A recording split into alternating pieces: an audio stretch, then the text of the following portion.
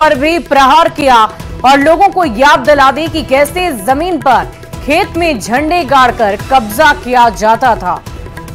तो आर से रिश्वतखोरी, राष्ट्र विरोधी और जे से जंगल राज और डी से दलदल, आरजेडी के नए फुल फॉर्म को बताकर जेपी नड्डा ने राष्ट्रीय जनता दल पर निशाना साधा है। आरजेडी का मतलब मालूम है क्या है? आर का मतलब हुआ रिश्वतखोर, राष्ट्र विरोधी।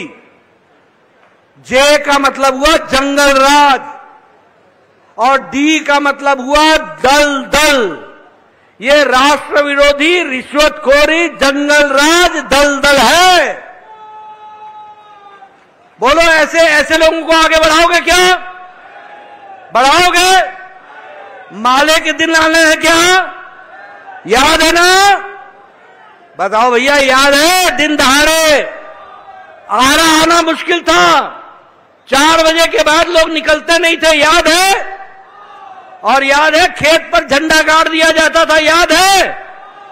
खेत पे झंडा गाड़ देते थे और जमीन गई आपकी। होता था कि नहीं होता था? कत्ल होते थे कि नहीं होते थे? गुंडा राज था कि नहीं था? जंगल राज था कि नहीं था? वहीं आरा की चुनावी सभा में जेपी नड्डा तेजस्वी यादव पर भी जमकर बरसे। नड्डा ने तेजस्वी को बच्चा बताते हुए कहा कि ये क्या जाने पिता के कारनामे, ये तो हवा में मटन और मछली बनाना सिखा रहे हैं। ऐसी है इनकी अय्याशी।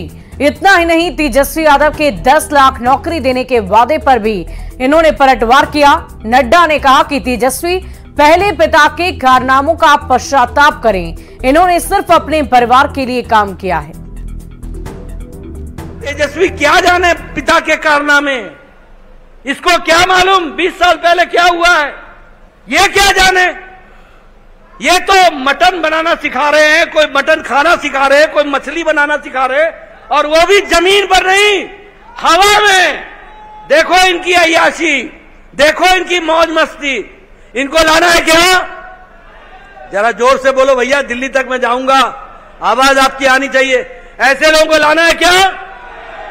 ये ऐसे लोग हैं जो लालू जी जानते हैं क्या बोलते थे? सड़क काहे को चाहिए? सड़क आ जाएगी तो पुलिस पहुंच जाएगी। क्या क्या अंधेर गर्दी मचा रखी थी क्या? और ये 10 लाख नौकरी देगा?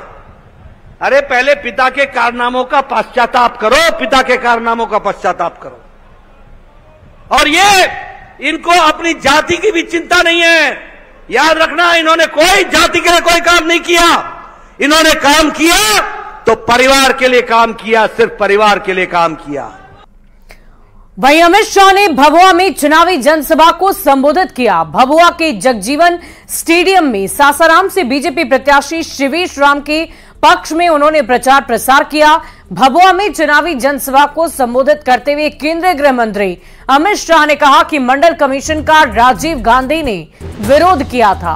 वहीं प्रधानमंत्री नरेंद्र मोदी ने पिछड़ा आयोग बनाकर पिछड़ों को सशक्त बनाने का काम किया है। फिर जब मंडल कमीशन आया तो उसको भी रोकने का काम कांग्रेस पार्टी ने किया। और जब मंडल कमीशन की रिपोर्ट स्वीकार की गई, तब राहुल बाबा के पिताजी राजीव गांधी ने इसका डटकर विरोध किया। और भाइयों बहनों, नरेंद्र मोदी जी ने पिछड़ा समाज के लिए आयोग बनाकर पिछड़ा समाज को संवैधानिक सम्मान देने का काम हमारे नेता नरेंद्र मोदी जी ने किया।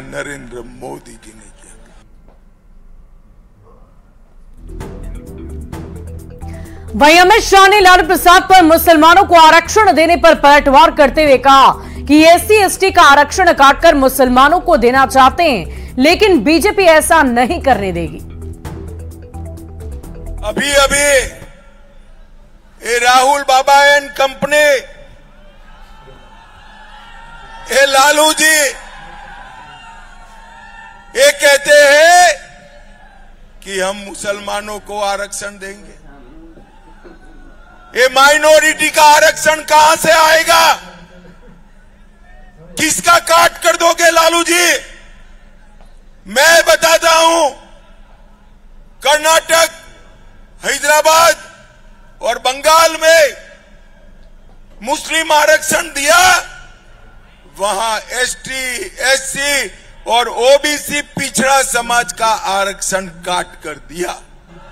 मैं कह कर जाता हूं, जब तक हम देश की पार्लियामेंट में भारतीय जनता पार्टी का एक भी सांसद है, एसटी, एससी, ओबीसी के आरक्षण को हम नहीं हटाने देंगे, नहीं हटाने। वहीं तेजस्वी यादव ने पीएम मोदी पर भ्रम फैलाने का आरोप लगाया है। तेजस्वी ने पीएम मोदी को पत्र लिखा और तेजस्वी ने कहा कि उन्होंने पीएम की हकीकत से उन्हें रूबरू करवा दिया है। तेजस्वी ने बीजेपी को चुनौती दी है कि वो उनकी एक बात को गलत साबित करके दिखला दे। उसमें उपलब्ध करा दी गई है। वो जो यहाँ के झूठ और भ्रम जो फैलाते हैं, पहले हकीकत को वो जाने समझे कि एक्चुअल हकीकत क्या है, सच्चाई क्या है। तो हमारा तो काम है जो झूठ फैलाते हैं उनको जो आईना दिखाने का काम करना है। तो उसमें तथ्यों के साथ सारी चीज़ें हैं दी गई। एक चीज़ क्या उसमें जो है, एक चीज़ को गलत साबित करके दिखा दे तो माने, फैक्ट के साथ हमने दिया। वहीं तेजस्वी यादव के पीएम मोदी को लिखे गए पत्र पर बीजेपी एमएलसी अनामिका सिंह ने कड़ा पलटवार किया है और कहा कि तेजस्वी भले आरक्षण और संविधान पर बोल रहे हों, लेकिन उन्हें संविधान और आरक्षण की कोई जानकारी है ही नहीं। साथ ही ये भी कहा कि पीएम मोदी सभी वर्ग को साथ लेकर चलते हैं। लगता है तेजस्वी जी को लगता है कि वो पूरी तरह से ध्वस्त हो चुके हैं। विचारधारा तो कभी थी ही नहीं। जातीय अपील कर लंबे समय से बिहार में उनके माता पिता का शासनकाल रहा और वो उसी परंपरा को आगे ले जाना चाहते हैं। तो मुझे तो उन पर किसी तरह का क्षोभ नहीं होता, मुझे दया आती है उन पर, जिसके पास इतनी समृद्ध राजनीतिक विरासत हो, जिसके एक आह्वान पर, भावुक अपील पर, जिसकी भावुक अपील करके जो व्यक्ति चाहती है इतने लोगों को अपने साथ खड़ा कर पाने में थोड़ा भी सक्षम हो पा रहा है, तो उसे विकास की बात करना चाहिए, उसे बेहतरी की बात करना चाहिए, लोगों को गुमराह करने की बात नहीं करना चाहिए। और लोकसभा चुनाव के अंतिम चरण में कांग्रेस के राष्ट्रीय अध्यक्ष मल्लिकार्जुन खड़गे और राहुल गांधी बिहार में चुनाव प्रचार प्रसार करेंगे, जिस पर चिराग पासवान ने तंज कसा है।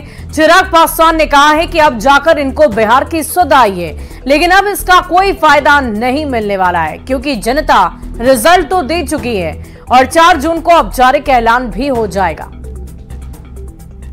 इन लोगों को याद आया जब हम लोगों ने आईना दिखाया तो इन लोगों को बिहार और बिहारियों की चिंता हुई। 7वें चरण में इन लोगों ने बिहारियों की सुध लेने की सोची है। क्या मूर्ख हैं हम लोग, नहीं समझ में आता कि 6 चरण तक किस तरीके से बिहारियों की अनदेखी की। भाई अगर आपको नहीं ज़रूरत है तो नहीं साथ देने वाला है बिहारी। आखिरी में आकर अगर आप सोचिएगा कि बिहार और बिहारी आप लोगों का समर्थन कर देगा तो कतई नहीं होने वाला है। ये फैसला पहले ही अब तैयार हो चुका है। 4 तारीख को औपचारिक ऐलान इसका होना बाकी है। वहीं नौकरी के बदले जमीन घोटाले में जेल भेजे जाने वाले बयान पर आरजेडी सांसद मनोज झा ने पीएम मोदी पर जमकर हमला बोला। मनोज झा ने कह दिया कि पीएम मोदी गीदड़ भभकी देना बंद करे। डिप्टी सीएम सम्राट चौधरी ने कहा कि जो चोरी करेगा उसे मोदी जी से डरना होगा। जिन्होंने नौकरी के बदले जमीन ली उनको जेल के अंदर जाना होगा। तो स्वास्थ्य मंत्री मंगल पांडे ने भी आरजेडी पर जमकर हमला बोला। तेजस्वी यादव को धमकी दे रहे कि 4 जून के बाद जेल भेज देंगे।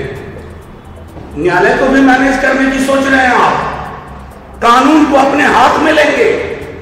इस देश में आपके और अमित शाह जी के अलावा अब सबको जेल भेजने की धमकी दे रहे हैं। अरे जो चोरी करेगा उसको डरना होगा।